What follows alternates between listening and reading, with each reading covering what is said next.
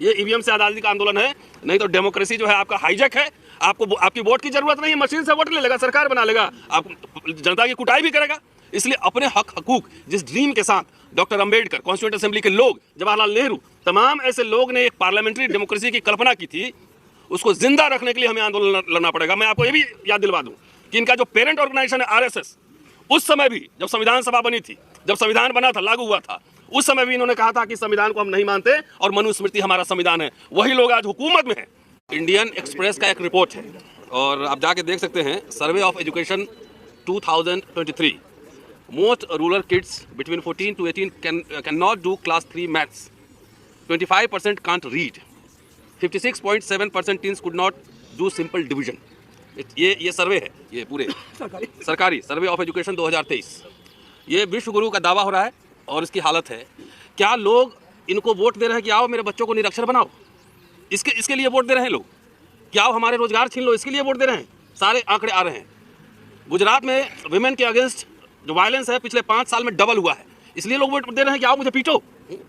सीधा और सीधा ये इसलिए कह रहा हूँ कि ये बात नहीं है कि इलेक्शन कमीशन अपना काम नहीं कर रहा है।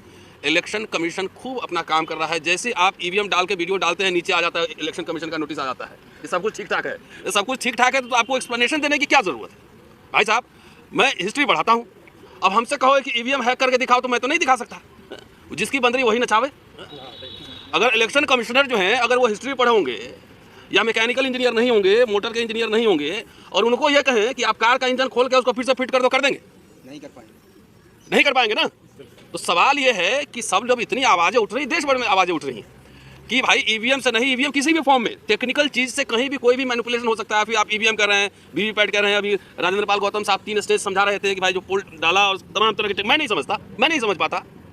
तो जहाँ पर मोदी साहब खुद कह रहे हैं कि भाई पहले 80 करोड़ लोगों को 5 किलो देते थे, अब प्रमोशन हो गया, शायद 81 या 83 करोड़ हो गए।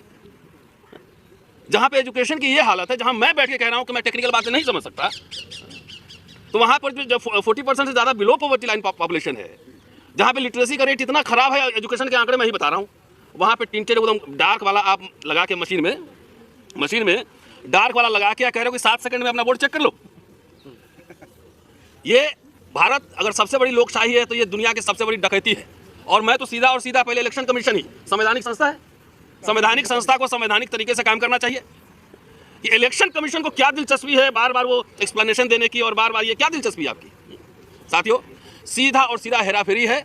और नहीं तो कोई दुनिया की कोई ऐसी सरकार इतना कॉन्फिडेंट नहीं हो सकती है जहां पे मजदूर परेशान है, किसान परेशान है, छात्र नौजवान परेशान है, खिलाड़ी परेशान है, सब परेशान है।